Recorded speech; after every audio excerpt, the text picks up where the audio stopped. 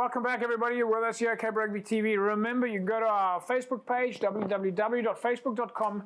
Put yourself in the mix to win yourself a case of Score energy drinks. You can see the logos behind me there right now. Of course, Score on board with Western Province Club Rugby and the Western Province Club Rugby Sevens.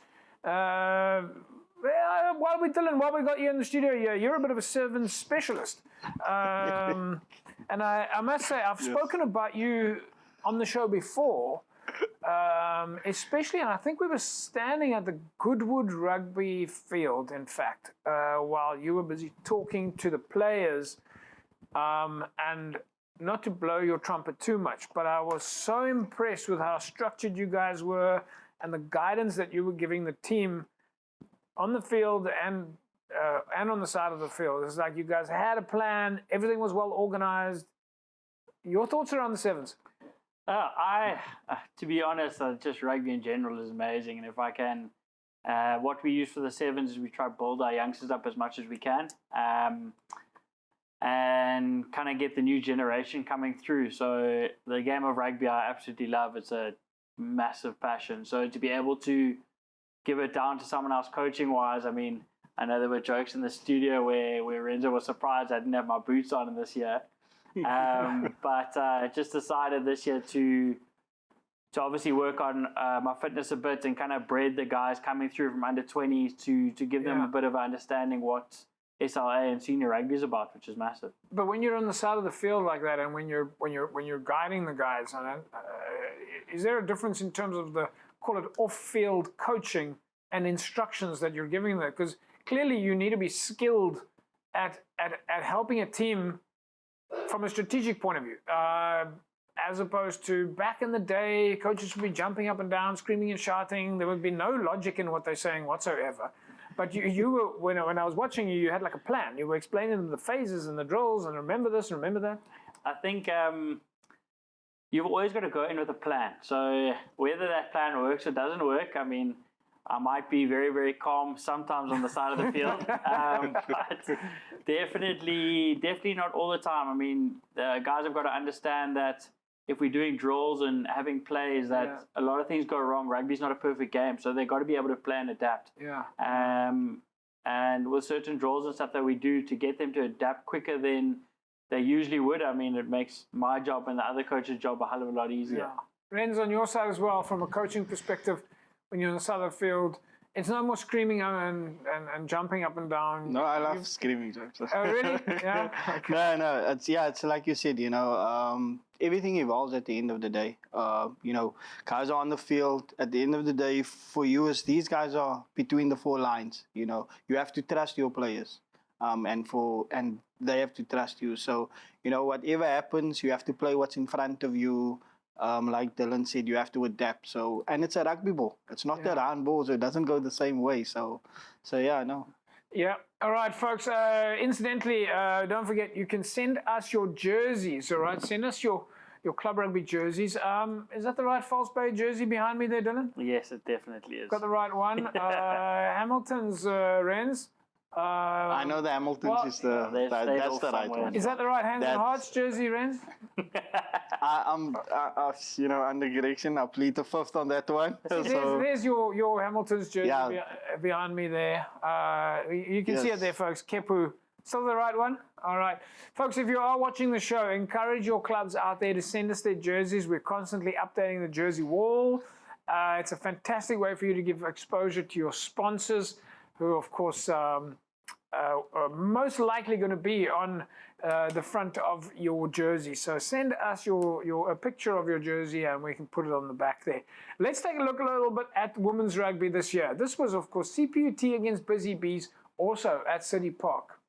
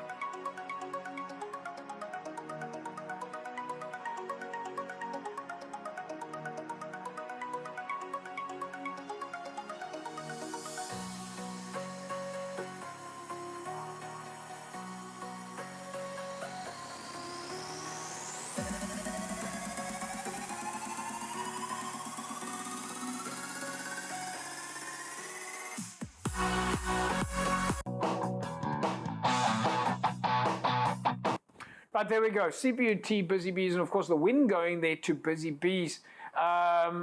Ren's women's rugby is was one of the pluses for the year.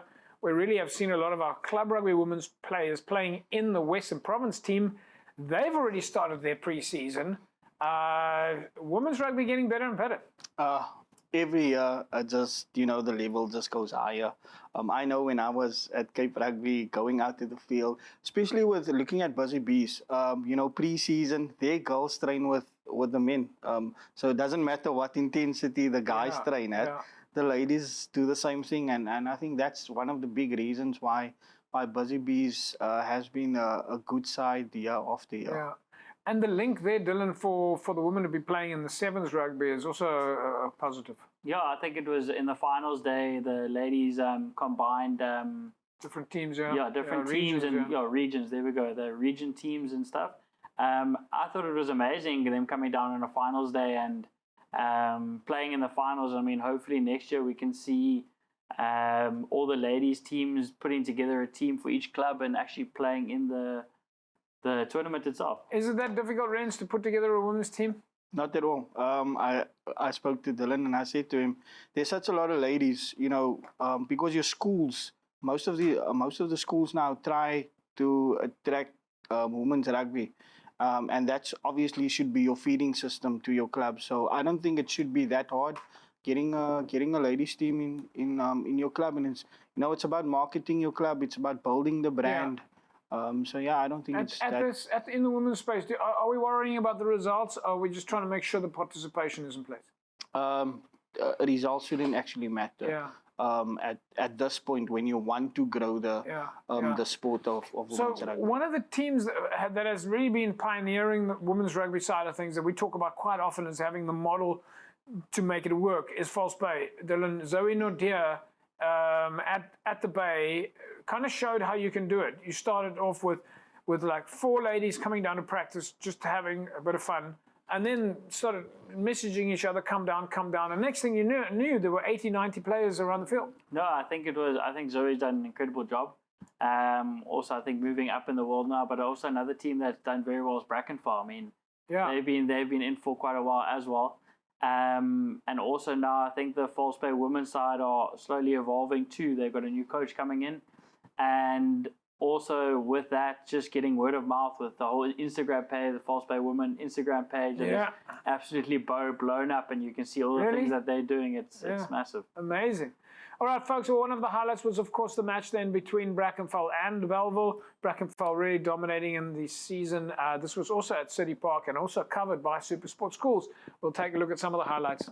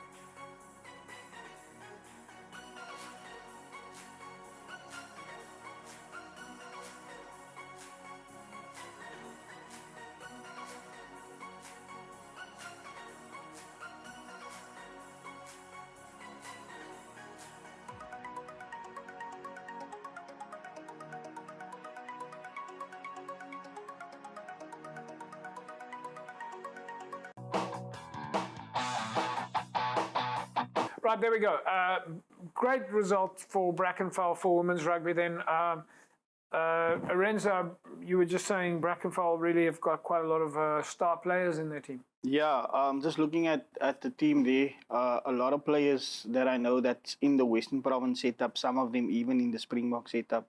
So having those players, you know, bring a lot of experience down to the new guys. And for these new players, playing with Springboks, playing with Western Province players, obviously love their intensity as well. So, but yeah, I think Brackenfell setup there, well done to them. All right, Dylan, same question. Strength and conditioning, women's rugby,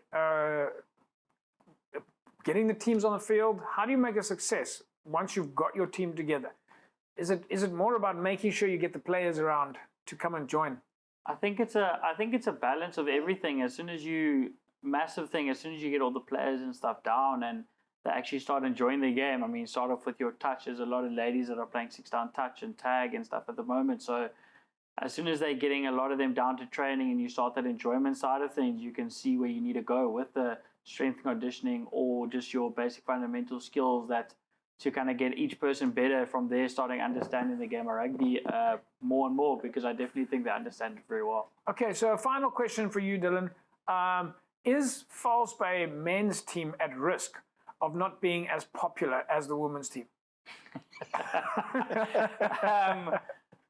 Let's say we'll find a balance in that. I mean, they've got to be.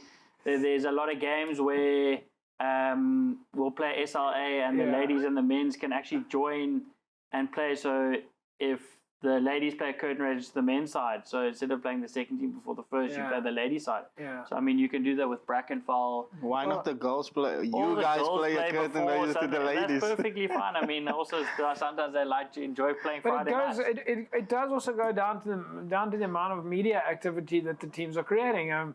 We're seeing we're seeing women with their own Instagram pages now, and that there's a following for the women's teams. I mean, if you want to make a success of it, you've got to give attention to your players. You've got to make them feel welcome. They're part of a system. They're part of a structure, and you've got to celebrate them. And you celebrate your players, they keep coming back. Yeah, I was thinking when Delo was speaking, I said, you know, first thing that you want to do is build a culture around the team that you have. Once you have the culture, that community never stops. It just grows and grows and grows. And All right, folks, that is a wrap from us tonight. Of course, remember our top topics on Facebook. Give us a shout out there for what it is that you want us to talk about, and we'll keep bringing it back for you, Dylan. Fantastic having you in studio with me, and can't wait to get you back. I'm sure that we're going to have captains and coaches for the rest of the year. So, yeah, great to see you. Thank you so much for having me. It was incredible.